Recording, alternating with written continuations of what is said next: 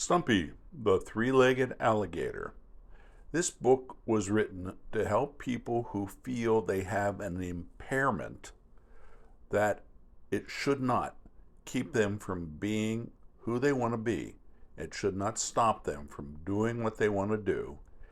They may be happy, successful, and perhaps even a hero. Page 1. Stumpy hurt. His whole body hurt. Even the leg that was missing hurt. How was he supposed to know that the pond wasn't open for the taking? That bruiser could have just chased him away, but no, he had to bite off his left front leg. His left front leg. It was gone. Stumpy sobbed and wondered how he would survive. His life was over. He was just useless with only 3 legs. Page 2. Stanley Spoonbill was devastated. Those darn raccoons had raided his nest again. Shirley, his mate, was out of her mind and refused to leave their last 2 chicks alone. Stanley knew his job was to protect the nest, but how could he stop the raccoons? Page 3. Stumpy dragged himself away from the bruiser's pond. He struggled to crawl and almost made it to another pond where he just couldn't move anymore. What would he do? He was useless with 3 legs. He was just useless. How would he survive? Page 4. Stanley was landing on the bank of his pond when he almost landed on a log. No! An alligator! Startled, Stanley leaped into the air. Maybe the alligator wouldn't catch him. Circling, he saw the alligator hadn't moved. Always curious, Stanley landed near the alligator and saw it was hurt. Its left front leg was gone, and it was bleeding. Page 5. Stumpy opened his eyes and saw a Spoonbill staring at him. He croaked, "Help me! Please help me!" Stanley jumped back. It had talked to him. Always before, alligators had just tried to eat him. They never tried to talk to him. Sobbing, Stumpy croaked again, "Help me! Please, please help me!" Page 6. Cocking his head, Stanley had an idea. Raccoons are terrified of alligators. What if he helped this alligator? Maybe it would help him in return. He sighed and thought, what do I have to lose? Stanley dug some mud and put it on the bleeding stump of the gator's leg. Then he went to the pond and caught a fish. Page 7.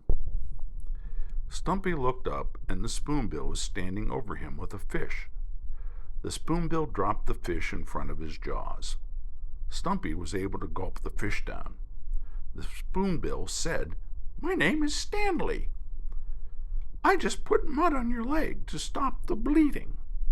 If I help you, will you help me?" Stumpy groaned. What good is a 3-legged alligator? I'm useless. Just useless. Page 8. A 3-legged alligator is scarier than no alligator. The raccoons have been raiding my nest and stealing my chicks. I can't stop them, but I'll bet they'd be afraid of you. If you promise to help me, I'll catch fish for you and help you heal. What do you say, Gator? Oh, I guess now my name is Stumpy, and I promise I'll help you. I promise. Page 9.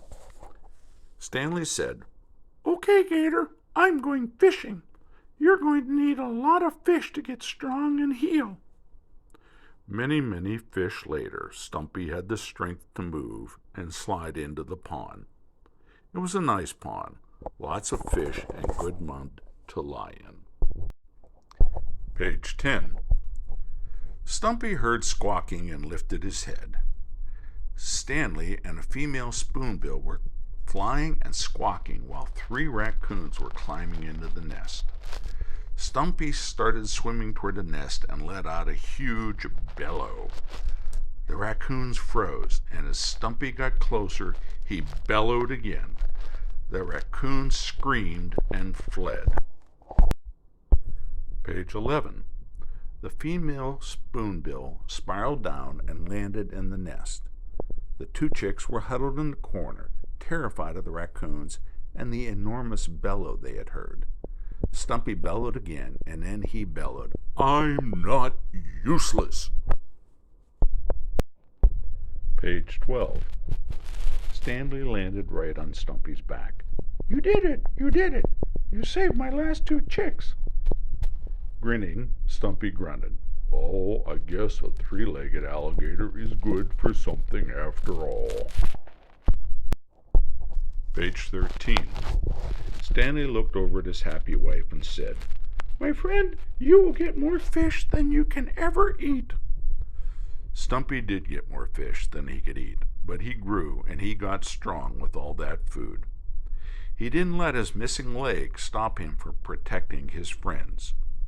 At least once a day he would bellow and let the other gators, raccoons, and anyone else know this was his pond, his and Stanley's family pond.